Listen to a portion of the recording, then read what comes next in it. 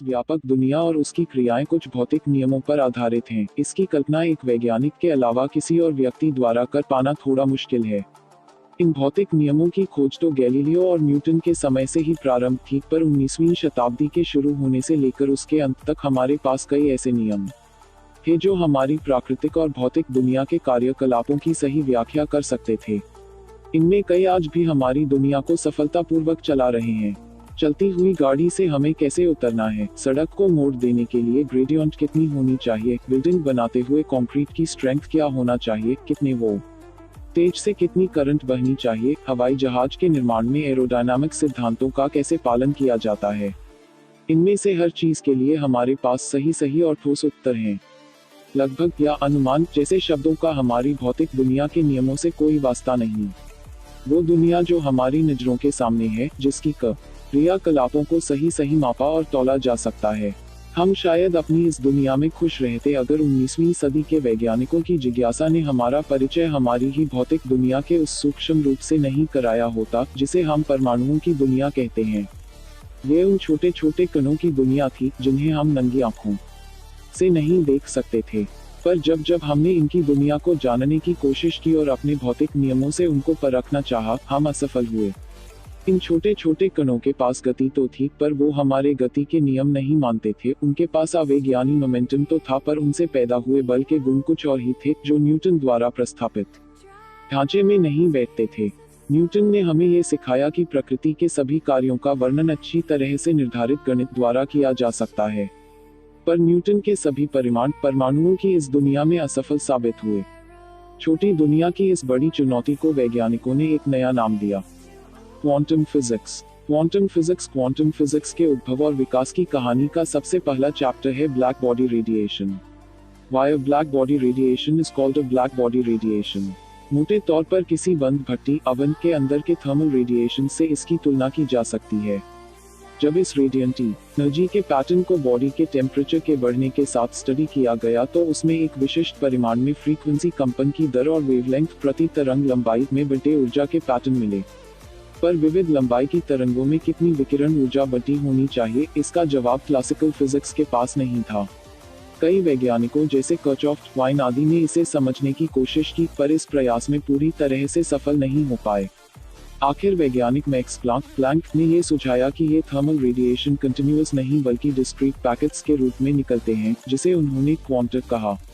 उन्होंने ये बताया कि हर स्कट की अपनी फ्रीक्वेंसी होती है और वह जो ऊर्जा धारण करता है उस फ्रीक्वेंसी को एक निश्चित संख्या से गुणा करने पर पाया जा सकता है, और इस तरह ब्लैक बॉडी की विकिरण ऊर्जा के वेरिएबल पैटर्न को समझा जा सकता है। उनके इस निश्चित स्थिरांक को उन्हीं के नाम पर प्लैंक्स कांस्टेंट कहा गया। वैज्ञानिक मैक्स प्लैंक का ये कांस्टेंट h, जिसका मान h 6.63 x 10⁻⁴ जूल्स सेकंड होता है, ने इस समस्या को सुलझा तो दिया, पर ये प्रति पैकेट ऊर्जा का फॉर्मूला क्यों होता है, इसका जवाब प्लैंक के पास नहीं था। 19वीं सदी खत्म होते होते करीब 1898 में जे टॉमसन ने इलेक्ट्रॉन की खोज कर ली थी और 20वीं सदी के आरंभ में परमाणुओं के स्ट्रक्चर स्वरूप की परिकल्पना जोर पकड़ने लगी थी। परमाणु के नाभिक के चारों तरफ इलेक्ट्रॉन कैसे घूमते हैं, इस पर विचार होने लगे और इसके लिए नए मॉडल सुझाए जाने लगे। वैज्ञानिकों को आकर्षित किया इस प्लानिटरी मॉडल ने, पर इस मॉडल की परिकल्पना क्लासिकल फिजिक्स के अनुसार गलत थी। पर इस कॉन्ट्रडिक्शन का कारण बना मैक्सवेल का इलेक्ट्रोमैग्नेटिक सिद्धांत। इस सिद्धांत के अनुसार एक्सेलरेटेड मोशन में किसी भी घूमते विद्युत भारित कण यानी मूविंग चार्ज पार्टिकल की ऊर्जा विद्युत चुंबकीय तरंगों के रूप में निकलती है, जिसका मतलब था कि ऑर्बिट में घूमता हुआ इलेक्ट्रॉन, जो कि एक नेगेटिवली चार्ज्ड पार्टिकल है, अपनी ऊर्जा को विद्युत चुंबकीय तरंगों के रूप में खोता रहेगा और अंततः स्पाइरल करता हुआ नाभिक में जा गिरेगा। यह बहुत ही कम समय में होगा। इसलिए इस धारणा को सच मानने का मतलब था एटम को अनस्टेबल मानना, जो कि संभव नहीं था। इस समस्या का समाधान निकाला डेनमार्क के वैज्ञानिक नील्स बोर ने। वो हाइड्रोजन गैस से प्राप्त रेडिएशन स्पेक्ट्रम की लाइनों का अध्ययन कर रहे थे। उन्होंने ये व्याख्या दी कि इलेक्ट्रॉन जब अपने ऑर्बिट में घूमता है तो कोई ऊर्जा विकिरित नहीं करता, बल्कि वह ऊर्जा उस समय बाहर छोड़ता है जब वो एक अधिक ऊर्जा वाले ऑर्बिट से दूसरे कम ऊर्जा के ऑर्बिट में जंप करता है। वह इस ऊर्जा को फोटोन नामक एक मैसलेस पार्टिकल यानी प्रकाशकण के रूप में वह बाहर निकालता है। ये एनर्जी पैकेट्स के रूप में होती है और इस ई का मान निर्धारित करने के लिए बॉ ने लिया प्लैंक की कल्पना का सहारा। उन्होंने कहा कि हाइड्रोजन की स्पेक्ट्रम में प्राप्त अलग अलग लाइनों की फ्रीक्वेंसी को प्लैंक के कांस्टेंट से गुणा किया जाए तो ऑर्बिट को जंप करने के दौरान इलेक्ट्रॉन द्वारा बाहर छोड़ी गई ऊर्जा का हिसाब लगाया जा सकता है। प्लैंक द्वारा दिया गया स्थिरांक कांस्टेंट और इसका मूल्य वैल्यू एक ऐसा गणितीय चमत्कार था जिसने ब्लैक बॉडी रेडिएशन को भी एक्सप्लेन किया और बॉ ने इसकी मदद लेते हुए प्लैनेटरी मॉडल के द्वारा हाइड्रोजन गैस की स्पेक्ट्रल लाइंस की सही व्याख्या भी कर दी। पर इन दोनों उदाहरणों में प्लैंक और बॉ ने आओ कैसे इनका जवाब उनके पास भी नहीं था। सवाल था कि आखिर क्यों पार्टिकल होते हुए भी इलेक्ट्रॉन इलेक्ट्रोमैग्नेटिक थ्योरी पर खरा नहीं उतर रहा था, क्योंकि हर चार्ज पार्टिकल जो मूव कर रहा है उसे मैक्सवेल की इलेक्ट्रोमैग्नेटिक थ्योरी का पालन करना चाहिए, जो कि एक सत्यापित भौतिक नियम है। तो क्या इसका मतलब ये था कि ऑर्बिट में घूमते वक्त इलेक्ट्रॉन एक पार्टिकल की तरह व्यवहार नहीं करता? इस अजीब से सवाल का उतना ही अजीब जवाब भी था। जवाब था कि ऑर्बिट में घूमते वक्त इलेक्ट्रॉन एक पार्टिकल या मैटर की तरह नहीं बल्कि एक वेव की तरह व्यवहार करता है। और ये जवाब जब वैज्ञानिक ने ढूंढा उसका नाम था द ब्रोगली की इस धारणा से पहले आइंस्टाइन ने 1905 में एक क्रांतिकारी धारणा पहले ही दे दी थी कि प्रकाश की तरंगें एक कणों के समूह की तरह व्यवहार करती हैं। आइंस्टाइन की यह धारणा प्रायोगिक तौर पर भी सही पाई गई जब प्रकाश की तरंगें एक मेटल धातु के प्लेट पर डाली गईं तो उससे इलेक्ट्रॉन बाहर निकल पड़े जिनको इलेक्ट्रिक करंट के रूप में मेजर भी किया गया। आइंस्टाइन ने इसकी व्याख्या इस तरह से की कि प्रकाश एक पार्टिकल के रूप में मेटल से टकराकर अपनी ऊर्जा इलेक्ट्रॉन को दे देता है और उस ऊर्जा को लेकर इलेक्ट्रॉन मेटल से बाहर निकल जाता है। आइंस्टाइन का ये सिद्धांत फोटो इलेक्ट्रिक इफेक्ट के नाम से मशहूर हुआ, जिसके लिए उन्हें नोबेल प्राइज से भी नवाजा गया। फोटो इलेक्ट्रिक इफेक्ट के कई उदाहरण हम आम जिंदगी में हर रोज देख सकते हैं, खासकर फोटो सेंसर्स से जुड़े किसी भी एप्लीकेशन में इसका अनुभव किया जा सकता है। आइंस्टाइन की इस अवधारणा के बाद ली GHT वेव के फोटोन के रूप में यानी मैटर की तरह व्यवहार करने में कोई संदेह नहीं रहा। उधर द ब्रोगली ने अपनी परिकल्पना को एक गणितीय रूप दिया था, जिसमें उन्होंने कहा कि इलेक्ट्रॉन जब एक वेव की तरह व्यवहार करेगा तो उसका वेवलेंथ प्लैंक के कांस्टेंट को उसके मोमेंटम से डिवाइड करने पर प्राप्त होगा। इलेक्ट्रॉन कणों के इस वेव नेचर को द ब्रोगली ने 100 इलेक्ट्रॉन वोल्ट की ऊर्जा वाले इलेक्ट्रॉन के क्रिस्टल डिफरैक्शन द्वारा साबित किया, जहां उन्हें किसी वेव की तरह ही इलेक्ट्रॉन के भी डिफरैक्शन पैटर्न मिले। द ब्रोगली के इस सिद्धांत ने बॉ के एटॉमिक मॉडल को सही पीठिका दी थी, जिसके अनुसार हर ऑर्बिट को एक अलग अलग मान वैल्यू के एनर्जी लेवल्स के रूप में माना जा सकता है, और इलेक्ट्रॉन जब ऊर्जा की ऊंची सतह से निचली सतह पर कूदान करता है तो एनर्जी एक पैकेट के रूप में रिलीज करता है जो फोटोन यानी लाइट के रूप में दिखाई देती है। साथ ही ये धारणा भी प्रयोग के तौर पर सही पाई गई कि फोटोन द्वारा योग्य परिमाण में ऊर्जा दिए जाने पर इलेक्ट्रॉन निचली सतह से ऊपरी सतह में भी जा सकता है। परमाणु में ऊर्जा की विभिन्न सतहों में इलेक्ट्रॉन के होने की परिकल्पना ने एक और आविष्कार को जन्म दिया, जिसे हम LASER के नाम से जानते हैं। आज क्वांटम फिजिक्स की इस अहम देन से हम सब वाकिफ हैं, चाहे वो इंजीनियरिंग का क्षेत्र हो या फिर मेडिकल साइंस का।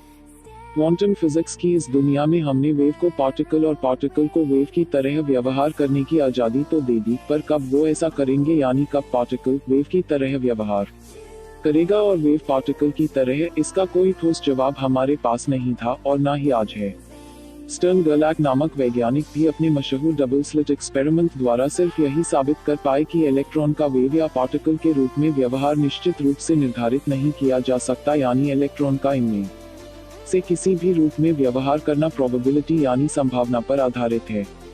तो ब्रोगली के मैटर वेव पार्टिकल वेव के वेवलेंथ को निर्धारित करने वाले फॉर्मूले वेवलेंथ इक्वल्स hp के आधार पर यह कहा जा सकता था कि अगर पार्टिकल का मोमेंटम बहुत ज्यादा होगा तो वेवलेंथ काफी कम, और उस हालत में पार्टिकल का पोजीशन काफी हद तक निर्धारित किया जा सकता है, क्योंकि उस वक्त यह एक पॉइंट पार्टिकल की तरह व्यवहार करेगा।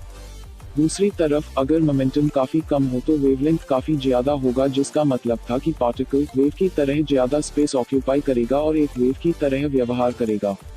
1925 में हाइजेनबर्ग ने इस व्याख्या को अनसर्टेनिटी प्रिंसिपल का नाम दिया और इसको निर्धारित करने के लिए एक गणितीय फॉर्मूला भी दिया, एपेक्स इक्वल्स h, जिसके अनुसार पार्टिकल का पोजीशन और मोमेंटम दोनों एक साथ सटीकता के साथ नहीं मापे जा सकते, और ये गणितीय फॉर्मूला इसी अनिश्चितता को मापने का एक तरीका था। इसे हम इस तरह से समझ सकते हैं, मान लीजिए हम इलेक्ट्रॉन की पोजीशन निर्धारित करने के लिए प्रकाश डालें, तो इलेक्ट्रॉन का वास्तुमान इतना हल्का होता है कि प्रकाश की तरंगें उसे खिसका देंगी, इसलिए उसके पोजीशन को हम प्रिसाइसली बता नहीं सकते। कोष्टक वेव पार्टिकल ड्यूअलिटी और अनसर्टेनिटी से होती हुई क्वांटम फिजिक्स अंततः उस जगह पहुंची जहां पार्टिकल के वेव नेचर और उसके व्यवहार को ठीक से समझने की जरूरत हुई, एक ऐसे मैथमेटिकल स्वरूप की आवश्यकता महसूस हुई जो इसे हर तरह से हर कंडीशन के लिए डिफाइन कर सके। और हाइजेनबर्ग के अनसर्टेनिटी प्रिंसिपल देने के ठीक साल भर के अंदर ही श्रोडिंगर नामक वैज्ञानिक ये गणितीय हल दे दिया जो हर पार्टिकल के वेव कैरेक्टरिस्टिक को बखूबी दर्शा सके। और आज 80 सालों के बाद भी श्रोडिंगर का वेव इक्वेशन अनेक समस्याओं का हल देता चला आ रहा है। तब से लेकर आज तक हालांकि क्वांटम फिजिक्स की यात्रा जारी है, पर इसमें कुछ नए मोड़ भी आए हैं। बॉर के हाइड्रोजन एटम के मॉडल पर काम करने वालों को उस वक्त कुछ नए धारणाओं की जरूरत महसूस हुई जब कुछ कॉम्प्लेक्स एटम्स की स्पेक्ट्रल लाइंस को नापा गया और एक ही ऑर्बिट के इलेक्ट्रॉन्स के व्यवहार में अंतर पाया गया। कुछ दशाओं में ये पाया गया कि एक ही ऑर्बिट के दो इलेक्ट्रॉन्स बाकी सारे मापदंडों में बराबर होने पर भी व्यवहार में अंतर दिखा रहे हैं। इसका मतलब था कि इलेक्ट्रॉन कणों का कोई और ऐसा गुण है जो तब तक पता नहीं था, और ये गुण था स्पाइन, यानी इलेक्ट्रॉन का अपने एक्सिस पर भी घूमना। और फिर ये पाया गया कि दो इलेक्ट्रॉन्स के बिहेवियर में अंतर स्पाइन के अलग अलग दिशाओं की वजह से भी हो सकता है। इसकी मदद लेकर पॉली नाम के वैज्ञानिक ने एक्सक्लूजन का सिद्धांत दिया, जिसके मुताबिक कोई भी दो इलेक्ट्रॉन एक ही क्वांटम स्थिति में नहीं हो सकते, अर्थात उनकी ऊर्जा, एनर्जी, आवेग, मोमेंटम और स्पिन में कहीं न कहीं अंतर होगा। इलेक्ट्रॉन के स्पिन की धारणा ने क्वांटम फिजिक्स को भी एक नया स्पिन दिया। इलेक्ट्रॉन जैसे कणों का स्पिन पूरा है या आधा, इंटीग्रल और नॉन इंटीग्रल, इन दो संभावनाओं को लेकर भी गणित के इस्तेमाल द्वारा एक नए विषय की नींव पड़ी जिसे क्वांटम स्टैटिस्टिक्स कहते हैं। और इसके द्वारा मैटर पार्टिकल के अलग अलग व्यवहारों की व्याख्या करने की कोशिश की गई।